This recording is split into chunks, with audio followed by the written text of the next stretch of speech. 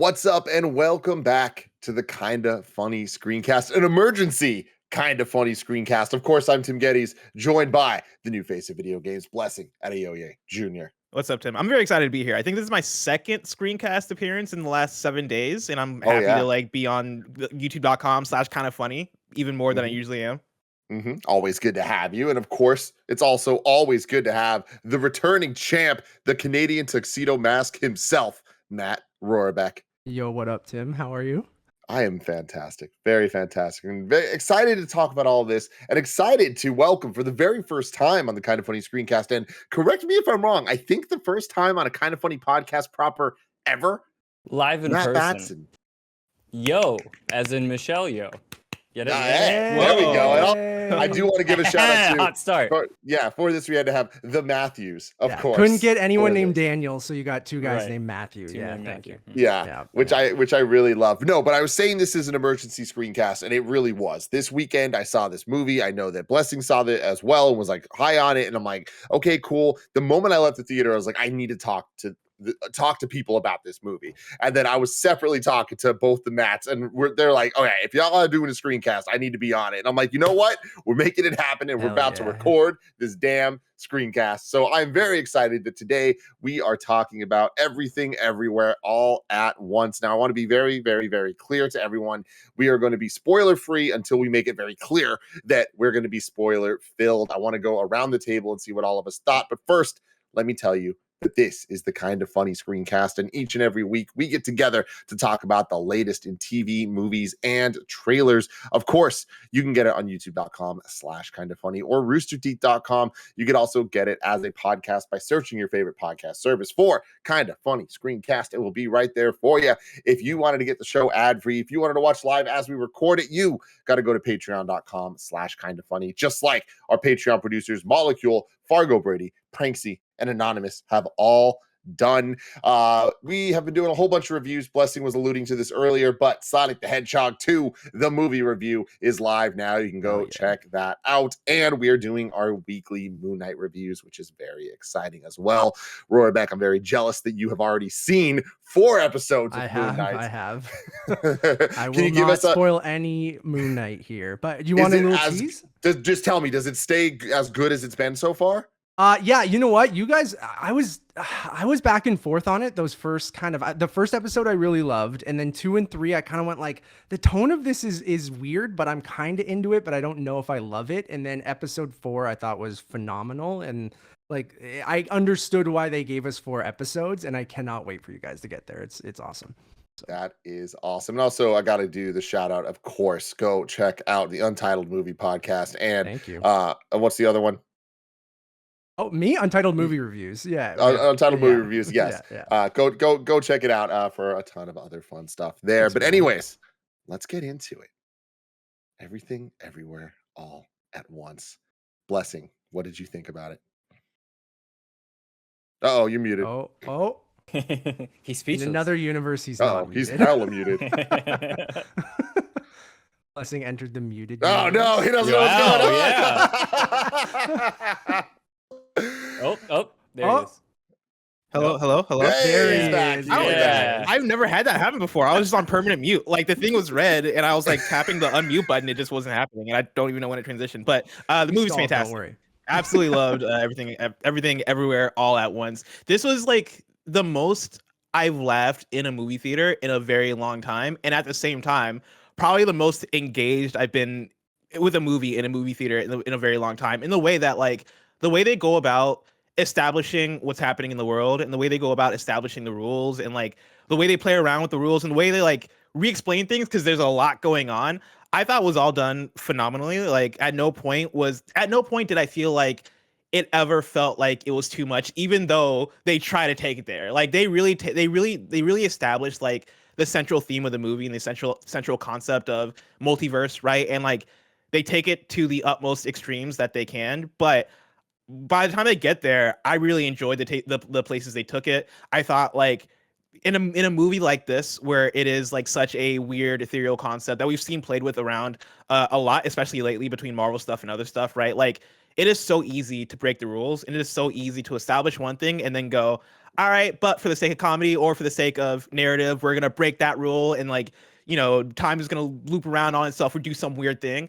This movie, I think for the most part, follows its rules. We'll talk about it in the spoiler section of places where I think it breaks things a little bit, but it never goes fully egregious in a way where I'm like, oh, this broke the movie for me. I was very, very impressed with how much it established, how much it explained, and how much it really leaned into being what it was.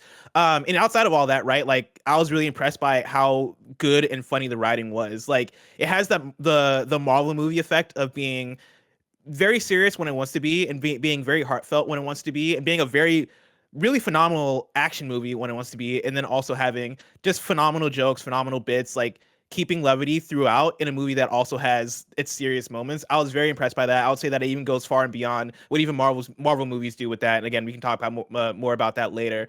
But yeah, like the writing was off the chain. The performances were fantastic. I really love. I always forget the actor's name, but he was Short Round in Indiana Jones. Ke Kwan. Yeah, he played the husband in this movie, and he was fantastic in his performance. And of course, Michelle Wong. Michelle Yeoh was fantastic in this movie as well, and like I think everybody brought it. Like I was very impressed by all the performances, and so yeah, no, I absolutely adored it. On the Kind of Funny scale, what would you give it? I'd give it a 5 out of 5. Amazing. Hell yeah, Mr. Matt Batson. Spoiler-free thoughts on Everything Everywhere All at Once. Totally agree with everything Blessing just said. Like absolute 5 out of 5, amazing. Like I had never had this thought run through my head while in a movie theater watching a movie for the first time of, is this my favorite movie of all time? Which is crazy. Then like before this, I don't know that I had a favorite movie of all time. It's definitely like a lot. I think for some people, like I feel like this movie probably isn't for everybody, but for the people that it's for them, like to the 11th degree. And they just do everything incredibly well with a concept that we're familiar with, again, like the multiverse. But when it comes to like adding the emotional layer to that, adding the technical layer to that, whether it's, you know, the acting, the dialogue, the fight scenes, they just go above and beyond in every single way. I imagine you're also giving it a 5 out of 5. Yes, a 5 out of 5. Matt Rorabeck. 1 out of 5. What a terrible movie. No, I echo everything these guys just said. I saw this movie 3 weeks ago at a press screening at 4 p.m. I took my fiance with me. There was like, 5 to 10 people in the theater at the Toronto International Film Festival Theater. And I hate falling into like, those hyperbolic moments of everyone saying like, this is one of the best movies of all time and that kind of stuff. But it's hard not to say that after watching this. Cause like, I have nothing but good things to say. And this is a movie that if you on paper should not work with the amount of kind of tones that they play with, the absurdity in this movie, with the budget that they're working with and the scale that they try to go to is just like, none of this should work. And everything absolutely works about it. Like to what Blessing and Matt just said, the performances are great. Some of the people we didn't message, like the legend James Hong, Stephanie Hsu, I didn't know from anything, and she just absolutely kills it in this movie. And just the amount of references and it's so hard to balance tones like they do in this, and especially going from like the zany moments to these really heartfelt, like earned moments throughout this movie. And then they do all that multiverse stuff so well. It's just like one of those special movies and one of those experiences you only get like once in a while. And I just felt that after watching this. So yeah, I just absolutely adore this movie. It's all I've been thinking about over the last 3 weeks. It's why when I've been screaming it at the rooftops, like on our show, thanks for the plug, Tim. It's just like, I haven't done an interview in probably 5 years just cause I'm like, I don't know. I just like reviewing movies and talking about them. But then when I had the opportunity to talk to the Daniels and Eric, my co-host, talked to Ke Kwan, and like I've just been screaming at the rooftops about how much I love this movie. So I can't shut up about it. It's fantastic. Like everyone said, do not just go in knowing as little as possible and you'll have a blast, I think, or you won't. But I don't think like I do think it is out there in times where it's like, okay, maybe I was going to say something, but just go watch it. Just go watch it. See for yourself. I think to like add to that point, like 5 out of 5, to your point and my own, like we both threw out like best movie of all time, like personally, and like I don't know that you should go in with those expectations. No, I haven't seen it a second time. You should go in with no movie with those expectations.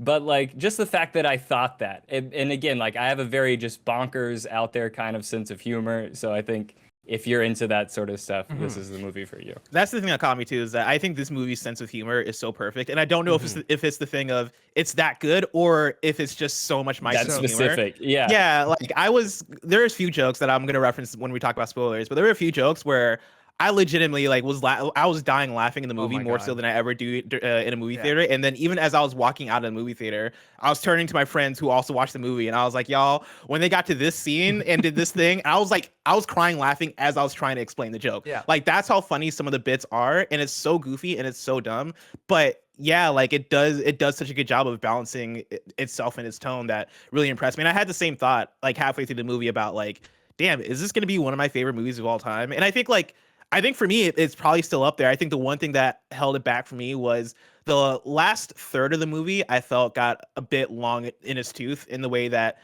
it was trying to land the plane, and I felt at some points it kept either repeating itself or like really trying to nail down, or not even nail down, like land the plane in a way that felt concise but also over the top at the same time. And I don't know if they totally brought it in like as concisely as they could. That said, like that didn't necessarily ruin the movie or anything like that for me. It was more so the thing of, man, I this movie maybe could have been 20 minutes shorter and I would have been fine with it. Tim, I enthusiastically give this a 5 out of 5, and I'm right there with all of y'all where this is one of my favorite movies of all time. Like I already know it. I can't wait to watch it again. I thought that they made such great use of the 2 hour and 20-minute runtime, where I can't believe how much they fit into this movie. And we've just spent the last 10 minutes talking about how funny it is, and it is that funny, and the amount of jokes that they set up and pay off multiple times in just bigger and better ways that you just don't see coming, and you don't expect to get better and funnier, but they do. But then to also have it all come together and be super heartfelt and be this amazing, touching story about this family. When we started the movie, I thought that there was no way. I was going in there like, I've heard so many good things about this, but like, they can't all be true. And I don't think I'm going to care about this family. And by the end of it, I'm like, oh my God, everything everyone said was right. Like, I can't believe it. And oh my God, it made me feel so many things.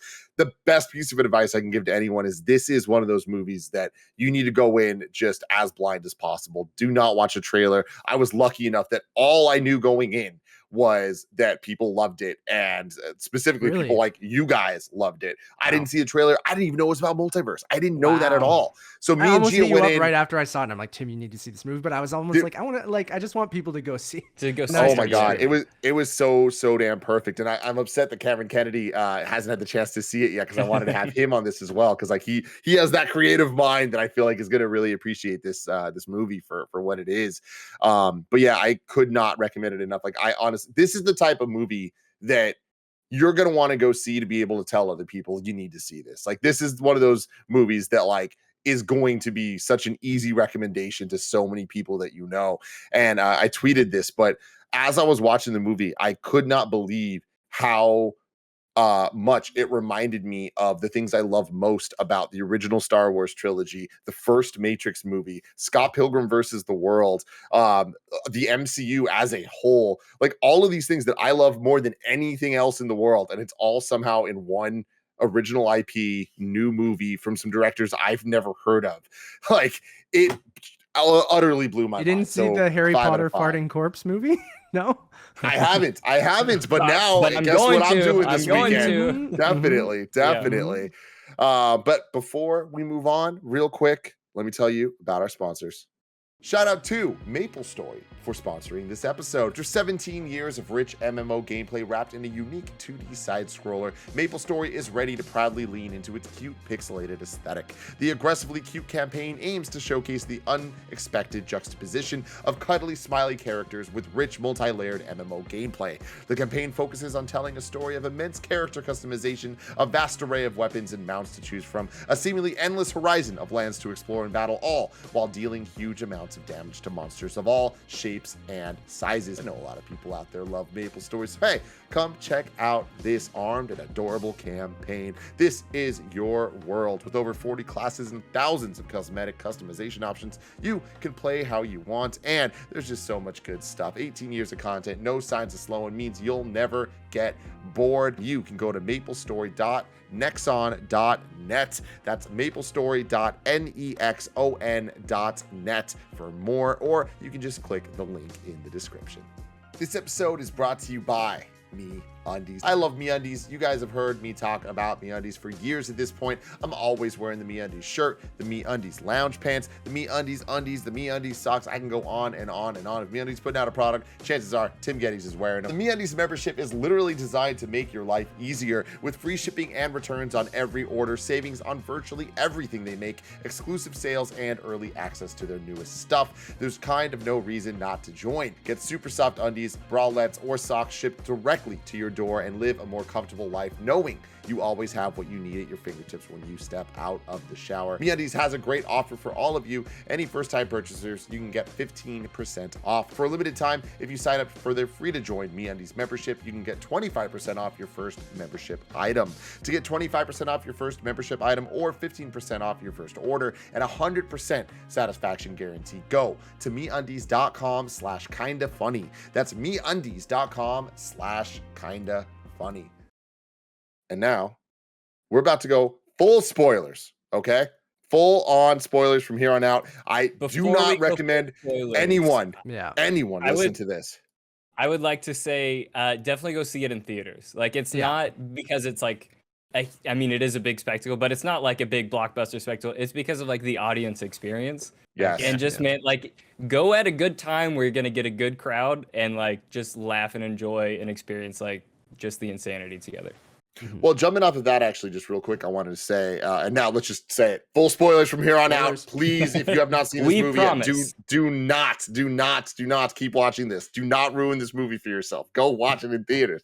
The theater experience was so special, man. Like, everyone was so into it, and like, I was lucky enough to see it in San Francisco, which has such a large populace of Chinese people, Chinese Americans, just like first generations, all of it, and being in this theater with people that were 10 years old all the way up to like 80 years old, seeing that this movie could connect with all of them in different ways was so special. And like, it made so many people laugh, it made so many people uncomfortable, but there's something about it at the heart of the movie that just nailed the vibe, the culture, like so many elements of this that I feel aren't going to be talked about as much as the insanity, the wackiness, the creativity of it all. But it's like, there is such heart to this thing. Yeah, Michelle Yeoh absolutely nails it. Like, I can't remember the last time I've ever seen a movie like this that is led by a character who is playing an Asian mother, right? And like playing that perspective, you know, it being about her connection to her family, specifically like her relation to her daughter, and have it be this big action, big comedy kind of thing, right? Like, that alone, I felt like made it fresh, let alone the actual writing, let alone, like having that theater experience for this movie was fantastic. In the way that like there are certain scenes where I can't imagine not getting like an audience laugh at, right? Like the scene, again, spoilers, right? The scene where it is everything goes silent and it is them as rocks and they're sitting next to each other and you just get the text back and forth exchange. Like, that was that's an experience that like I'm gonna remember because I had it in a theater, because you just had the slow burn of like everybody being like, oh wow, okay, it's quiet.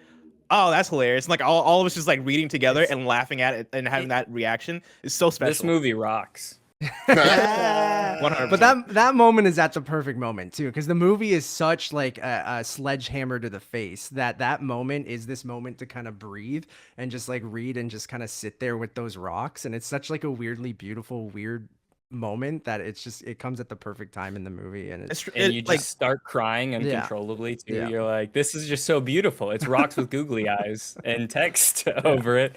And it really is structured so like a roller coaster in that way, right? Like where it starts off and it's chill and you're like, all right, cool, we're in a laundromat, and then you see the on-screen thing, right? And it's like what's his name, the husband, like doing like martial arts, and it's like, oh, what the fuck, and then like cuts back and it's normal, right, up until you get to the office building and then doing the thing with Jamie Lee Curtis, and then things get off the chain, right? And then from there on it's a ride, but then you have those like small moments of like, okay, cool, let's chill down, let's chill out, all right, cool, back on again. Like we're going crazy. And that the way it's paced, I think it is incredible. Like my one thing is in the fake out of the credits, I feel like that took a little bit of wind out of my sails because I believed it for a second. I was like, oh, that's a weird way to end the movie. Dude, it's that You got caught, bless. I got got. I was about to take out my cell phone, honestly. I was like, oh, all right, guess that's Is just there part post one. credits? Like that moment is so good though. And that has been Yeah. done. Like it's kind of overdone in some like movies, but like they just they fucking nail it. And that's just what they Yeah. do throughout this movie. And you can just tell that these are two guys who love movies and they grew up in the YouTube generation and they're just like and talking to them, they talked about this where it's like this maximalist kind of style of filmmaking that's kind of becoming popular where it's like, okay, well, let's just literally sledgehammer to the face, throw everything at you, but we can have some kind of nuance there and some kind of emotional like core to it. And I just feel like the style, like seeing these guys who talked about like, yeah, we learned how to make movies on YouTube and we had 7 special effects artists on the whole movie doing all of the special effects that they worked with on their music videos for the last 10 years. And then By the way, it's just, in case you guys don't know, these are the same people that directed the Turn Down for What I know video. you're gonna bring that. Yeah, that's so exactly funny. it.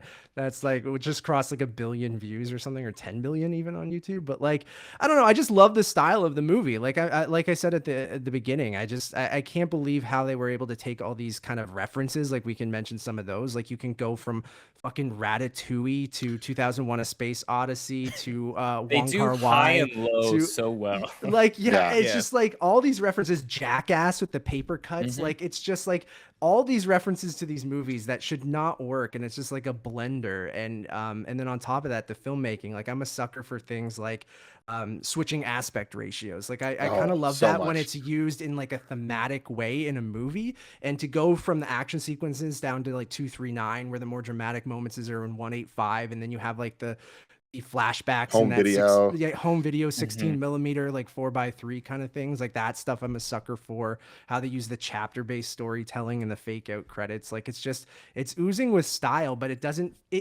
it's trying really, really hard, but it almost then feels effortless of this. This is who we are. This is what we love. And we hope you guys love it.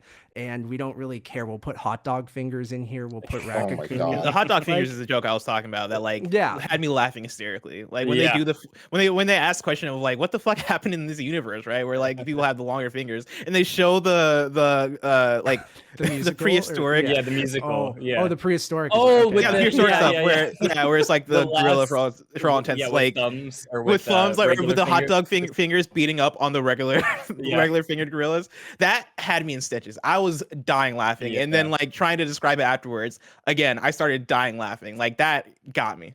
Jamie Lee Like, it's- Curtis, when we see her playing piano with her feet, and Oh, she no. now has the That's like the carpal brace. tunnel wrist Yeah. brace on her ankle, like I was dying, man. And like I will say, like I'm happy, blessed that was the thing that like made you fucking die, and like kept thinking about it. Rakakuni might be oh the my God. funniest thing God. I have ever seen. And the fact that the joke just kept delivering and kept getting more and more ridiculous till when we get her on the shoulders of this man, controlling him to go save the raccoon, I was like, how could anybody not think this is the best movie ever made? Man, Like it's a 5 out of 5 just when she says Rakakuni the first time. Yeah. And you're like, that's hilarious. And then it's a 6 out of 5 when she switches to the hibachi chef and she pulls the hat on, and you don't even think it's coming. Like it's already a great joke. Yeah. You didn't think it was a setup, but this joke was a setup. And then she pulls the hat off and there's a raccoon, and then you're going crazy. And then when he's chasing after the animal control truck with Rakakuni in the back of it, I was in tears. And then they come back to it again at the end. Like it's like it's the opposite of beating a dead horse. You're like feeding a living, healthy horse. Yeah. And I love it. and then Sorry, go for it. I'm just like, and then having Randy Newman actually do the voice in the music is fucking insane and incredible. Like I'm watching the movie and I'm like, man, that's a really good Randy Newman impersonator. I'm like, I didn't know that person existed. They And then must have gotten afterwards, Andy. yeah, exactly. And then going after and finding out that it actually was Randy Newman, who never did the music to Ratatouille. He just like it was Michael Giacchino. And then like so to get him to do a song called Now We're Cooking and like have him be the voice of Rakakuni is such a weird thing that like a lot of people will get that reference, but there's so many people who will have no idea. But it's so fucking funny. Which did y'all hear about like how that happened, how that came to be? So basically they in their script like years and years ago they would write Raccacoonie in there almost as an inside joke. They didn't think like they would share the script with anybody, and then eventually Randy Newman's son was like on their staff, PA or something. So then when they have a rough cut of it, he sits down with his dad and his whole family, and the Newmans just all watch this, and then they described it as like they bullied Randy Newman into doing this because everybody loved the movie so much. Yeah, that is amazing. So Bless, whenever you hear a flute in this movie, the flute is being played by Andre 3000. No way. Yeah. Like it's incredible. That's incredible. It's getting better the more you hear about it. I swear. This movie is so good at payoff, right? Like based on all the jokes we're talking about right now, right? Like the fingers, the Raccacoonie, all this stuff. But then there's also like the trophy butt plug thing that shows up, and like you see it on the desk earlier, and you're like that. Like looking back at the first 30 minutes of this movie, there's so much good setup for things that you have no idea is going to pay off later, and the way they pay these things off, the fight between Michelle Yeoh, right, versus like the two dudes who keep trying to like shove this shit up their butts so that they can like connect and like do some random shit so they can become powerful versions of themselves. Funny as shit. Like I can't believe how well they're pulling off these dumbass jokes that for me, like in the end result, remind me of shit that usually I cringe at. Shit usually I'm like, you know, the scary movies. I know scary people love scary movie, but like I tend to not fall into that as much in terms of like my sense of humor. Like when it's ridiculous shit for the sake of ridiculous shit, that shit doesn't hit as well for me. But there's so much buildup by the time we get to that ridiculous shit that like seeing these two dudes square up and then having these big ass trophies sticking out their asses ended up being the funniest shit of all time to me. And I was like, that usually wouldn't hit, but they do such a good job of building that up. Dude, I think that at the end of the day is the core of what makes this movie work so well and makes it so special, is that it treats us like we're not idiots, and it treats us as if we all have experienced pop culture in the last 30 years, because we have. And it does such a good job of coming out at the perfect time where the multiverse is this thing people can wrap their heads around, and you might not fully understand all things because like Bless was saying, it gets messy really quick. This movie does such a good job of like cutting out all the mess, and it's like, no, here's how this works and here are the rules. I love the idea of going to the different universes to steal different skills that you have somewhere else to use in different scenarios, and to activate that by doing something random contextualizes the doing something random so well that it just adds to the stakes of every scene, where you're like, not only are you interested in what they're going to do to overcome the challenge, but how are they going to trigger it? You know, and it's like, I just feel like that they kept ratcheting that up so well. But I was bringing up the original Star Wars trilogy and things like that. Like the rule set that they just did reminds me of the Matrix 1.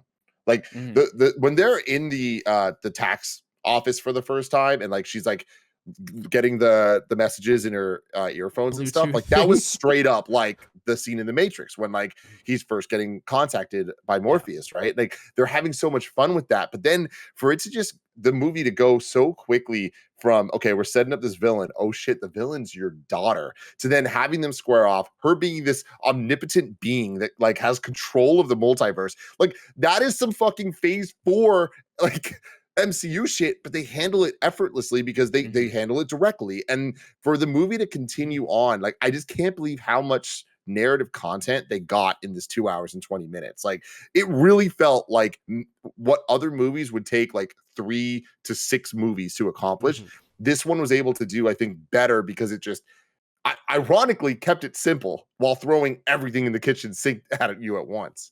Yeah, you put it super, super well. Like I was really impressed with how simple their multiverse rules were, of being like, well, it's every decision you've ever made created a branch. And then there's an infinite amount of branches and you can jump around. So there's the worst version of you, there's the best version of you. And then depending on everything that you did. And then the Matrix stuff, Tim, like it was so funny, like the alpha versions that they show that are basically in that van with the crappy like Windows 95 computers and the dumb Bluetooth headsets and stuff, being like the Nebuchadnezzar, and just like, like completely being the Matrix is just such a perfect way of doing that and having those alpha versions come through.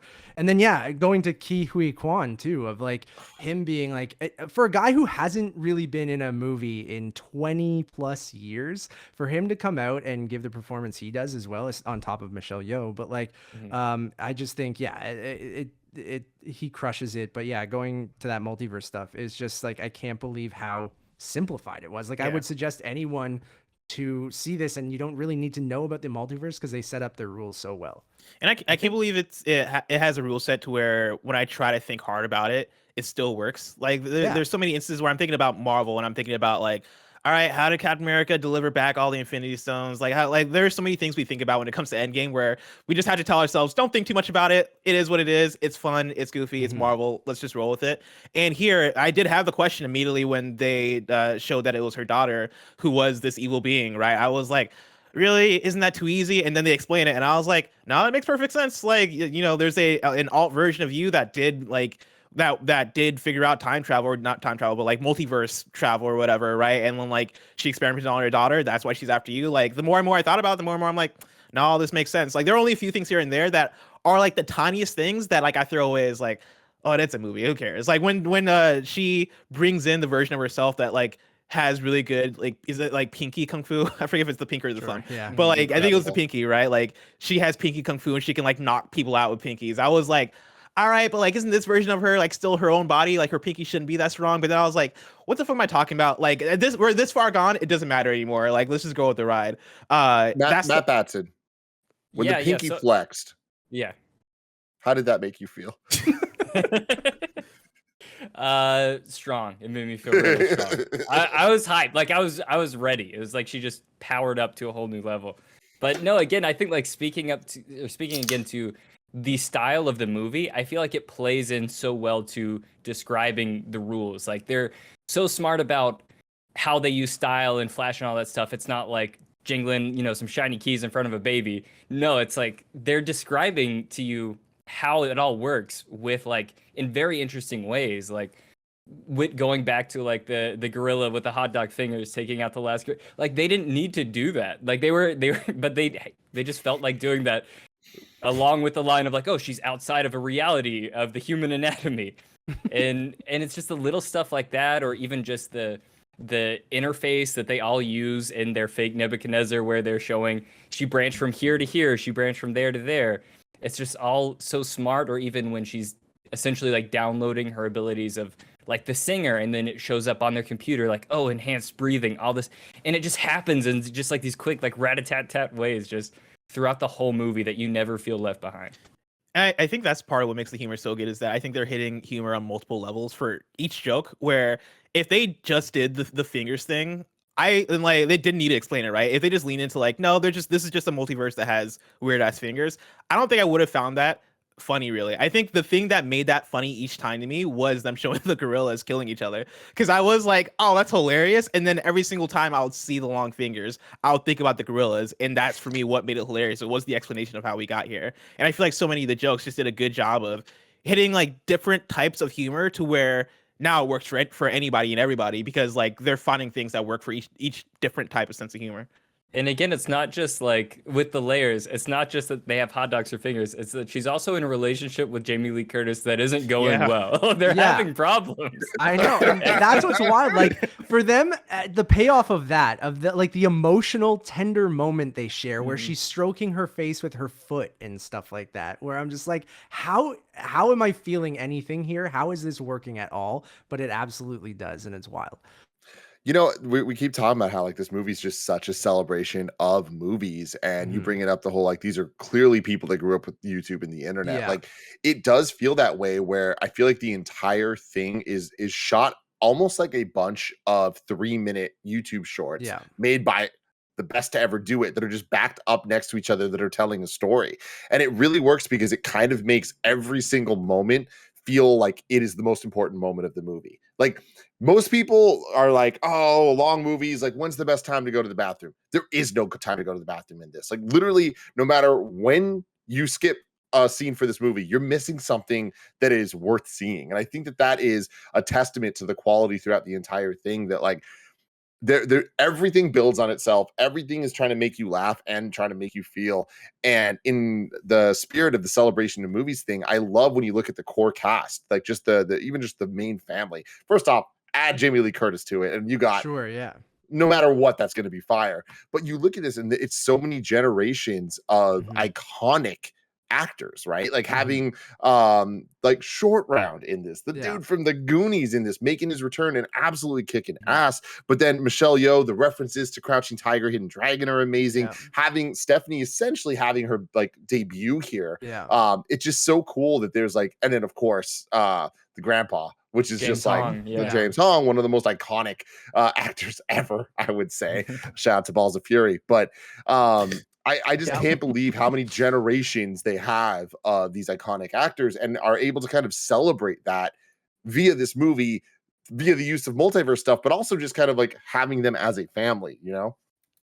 Yeah, I couldn't believe that when I looked up Stephanie, who played Joy in this movie afterwards, I was surprised to see that like I hadn't seen her before in anything because she was fantastic in this movie. In a movie that demands people be able to play a diverse set of roles, right? Like you have her playing the daughter, you have her playing the evil being, you have her like going back and forth and doing all these different things and owning every scene she's in. I thought she did a phenomenal job. And then yeah, again, like Michelle Yeoh going back and forth between all these different versions of herself was incredible. And also I want to shout out to like this movie is visually stunning. Like the amount of different styles they go through from scene to scene in the way that they are jumping between the multiverse. I thought pretty much all of them nailed it in terms of them letting like different types of like different types of visuals scene to scene and like things like the everything bagel for me just looks visually crazy. Like every scene we saw that thing, I was like, god damn, like they're really going for it and how they're presenting everything in this movie, and I absolutely love it. I mean, the costume design itself was incredible, and like especially for the daughter's character, for the amount of ridiculous outfits that she goes through in the movie. And when we get the kind of like final fight or whatever with them all on the stairs, she falls down the stairs at one point, and every time she hits a different stair, her outfit changes, and it's like.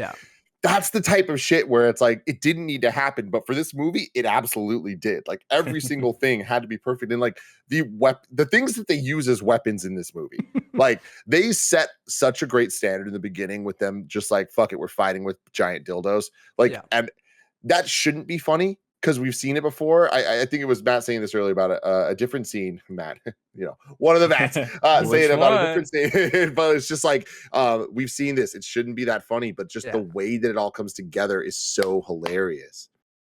It's like when you have the concept of everything, like that just opens up so many possibilities, and they represent that so well, like visually, where you're never like, this movie doesn't lack any imagination whatsoever. When you see a scene, you're like, yeah, I couldn't think of literally anything better than what you just did.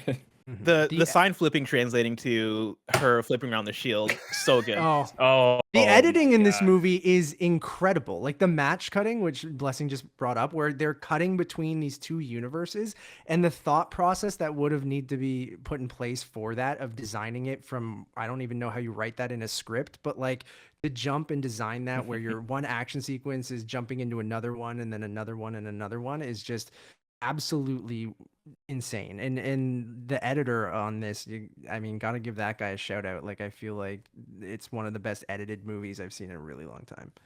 Dude, the scene toward the end where it is again Michelle Yeoh, like you see like the zoom in on her face and it's her, and I forget if her clothes changed or anything, but for sure the background's changed and where she's her clothes is changing. It's like it's like 100 different universes. Yeah, like they show all that in a smash cut in like a second, and it's fucking gorgeous. It is insane. Like that blew my mind. Animated ones and like the aspect ratio keeps changing. Like, oh my god, it just like oozes with the style that. And this was before I even knew who the Daniels were. Where I was like, these guys definitely did do music videos. They definitely do YouTube vid, and like it's just the maximum level of all of that kind of creativity. Yeah, man. Also, shout out to Harry Shum Jr.